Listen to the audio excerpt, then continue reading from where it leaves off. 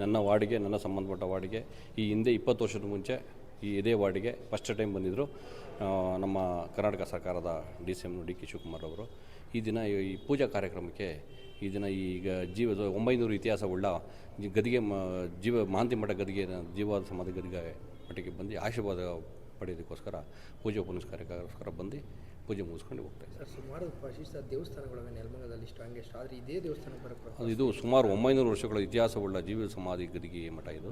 ಆಮೇಲೆ ಇದು ಪುರಾತನವಾದ ಇದರಲ್ಲಿ ಶಕ್ತಿ ಜಾಸ್ತಿ ಇದೆ, ಆದ್ದರಿಂದ ಬಂದು ಅವರು ಪೂಜೆ ಪುನಸ್ಕಾರ ದೈವ ಭಕ್ತರು.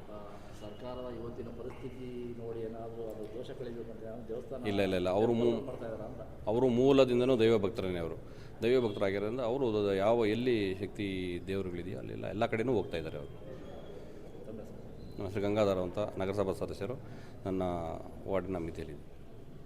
ಯಾರೇ ಆಗಲಿ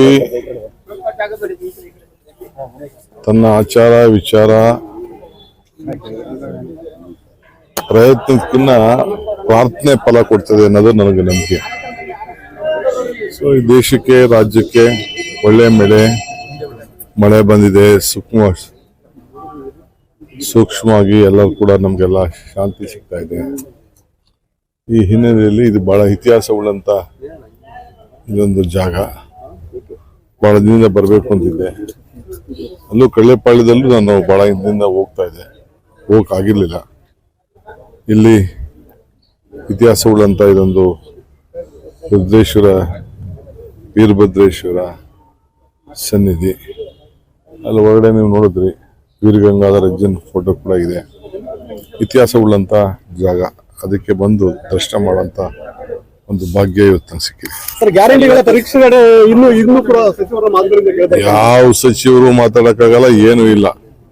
ಅವ್ರವ್ರು ಕೆಲವ್ರದ್ದು ಏನಪ್ಪಾ ಅಂತಂದ್ರೆ, ಕೆಲವರು ಅನುಕೂಲ ಇರೋರು ಪಾಪ ಬೇಡ ಅಂತ ಇದಾರೆ, ಅಂತವ್ರಿಗೂ ಕೊಡ್ತಾ ಇದಾರೆ ಅಂತ ಅದೆಲ್ಲ ಆಮೇಲೆ ಯೋಚನೆ ಮಾಡ್ತೀವಿ. ಯಾವ್ದು ಬದಲಾವಣೆ ಇಲ್ಲ.